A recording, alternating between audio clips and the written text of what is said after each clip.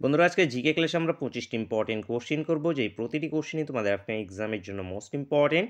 তো ক্লাসটা মন দিয়ে শেষ পর্যন্ত দেখতে থাকো এবং চ্যানেলে যারা প্রথমবার ভিজিট করছো অবশ্যই ভিডিওকে একটি লাইক করে দেবে। চ্যানেলকে যারা সাবস্ক্রাইব করে রাখনি অবশ্যই সাবস্ক্রাইব করে নেবে।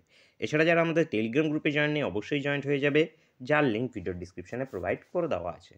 আজকের ক্লাসের ফার্স্ট কোশ্চেন আছে আমাদের, ট্রাকিয়াবিহীন একটি উদ্ভিদ হলো।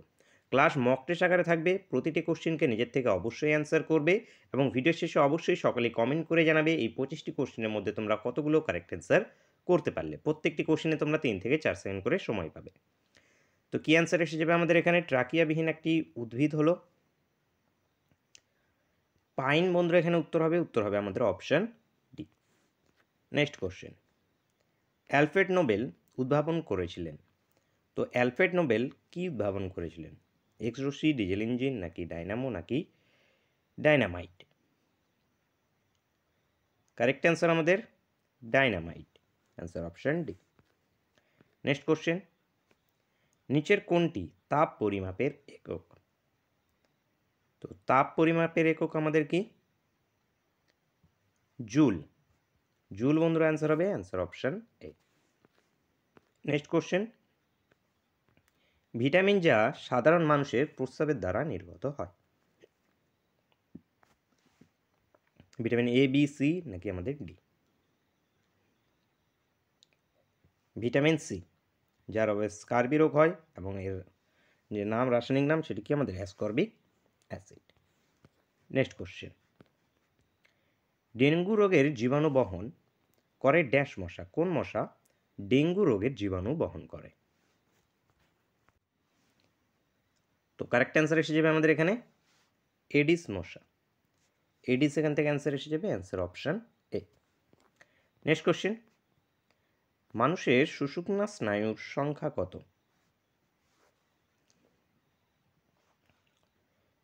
31 জোড়া। 31 জোড়া অ্যান্সার, অ্যান্সার অপশন বি। পরবর্তী প্রশ্ন দেখব আমরা, নিচের কোনগুলি দিয়ে ভারতের সংসদ গঠিত?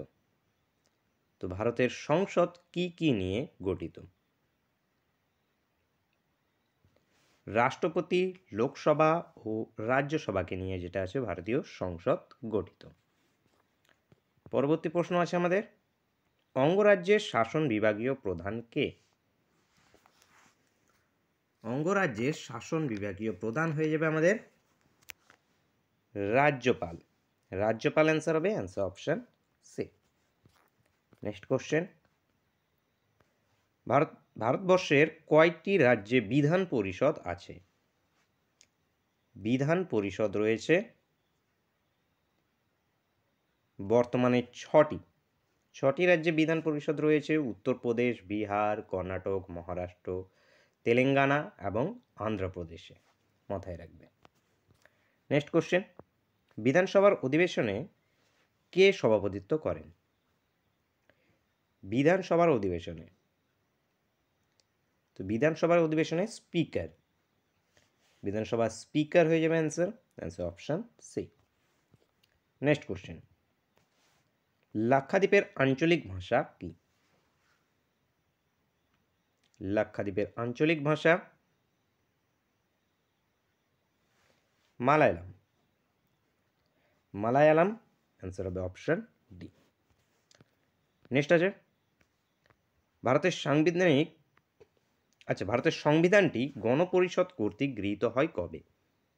ভারতের সংবিধান গণপরিষদ কর্তৃক গৃহীত হয়েছিল, মোস্ট ইম্পর্টেন্ট কোশ্চেন, অনেকবার এক্সামে রিপিট হয়েছে। কবে গৃহীত হয়েছে, কবে লাগু হয়েছে? গৃহীত হয়েছে কবে? 26শে নভেম্বর 1949 সালে। তো 26শে নভেম্বর 1949 সালে গৃহীত হয়েছে এবং লাগু হয়েছে 26শে জানুয়ারি 1950 সালে। নেক্সট কোশ্চেন, কত নম্বর পার্টে মৌলিক অধিকার সংক্রান্ত আলোচনা আছে?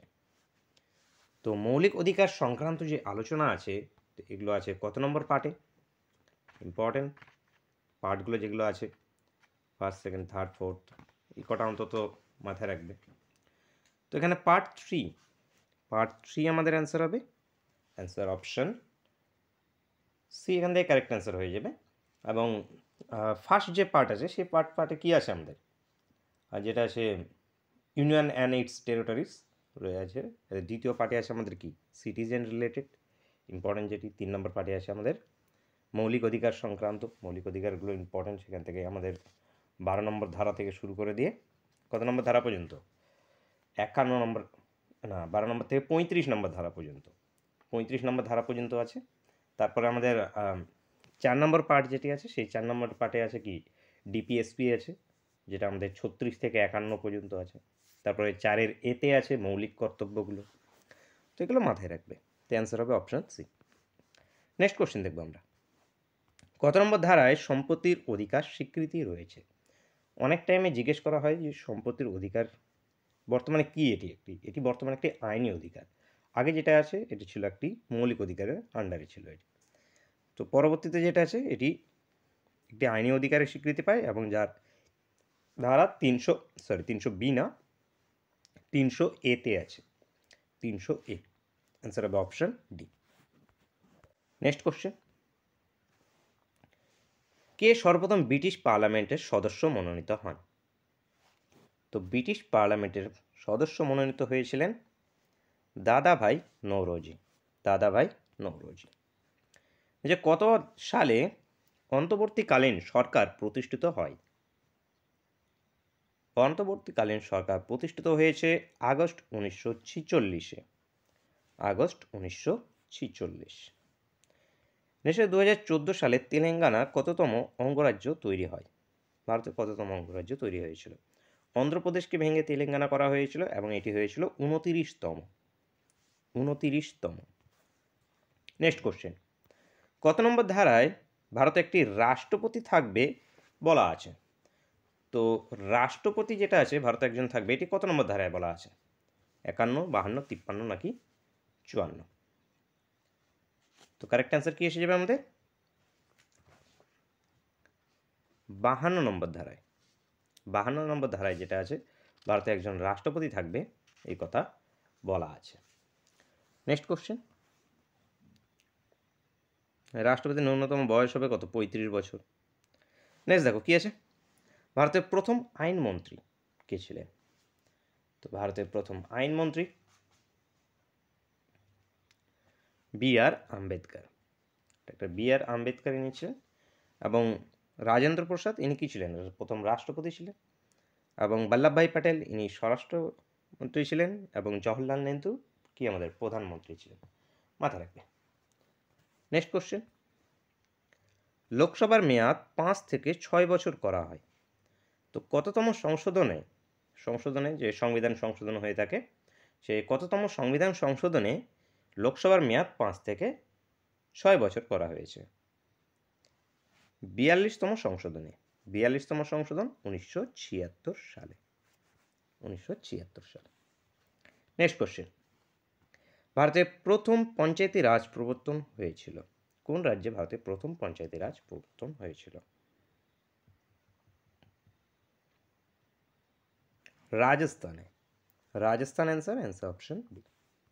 নেক্সট কোশ্চেন, কলকাতা হাইকোর্ট কবে প্রতিষ্ঠিত হয়? কলকাতা হাইকোর্ট এটি কত সালে প্রতিষ্ঠিত হয়েছিল? 1862 সালে। 1862 সালে একসঙ্গে কলকাতা, মুম্বাই এবং মাদ্রাস 3টে হাইকোর্টে প্রতিষ্ঠিত হয় লর্ড ক্যানিংয়ের সময়ে। লর্ড ক্যানিংয়ের টাইম পিরিয়ড ছিল তখন, মাথায় রাখবে। নেক্সট কোশ্চেন, সংবিধান প্রবর্তিত হওয়ার সময় সংবিধানের স্বীকৃতি ভাষা ছিল? তো সংবিধান যখন প্রবর্তিত হয় তখন সংবিধানের স্বীকৃতি ভাষা ছিল কটি? 14টি। 14টি, বর্তমানে 22টি আছে। Next question,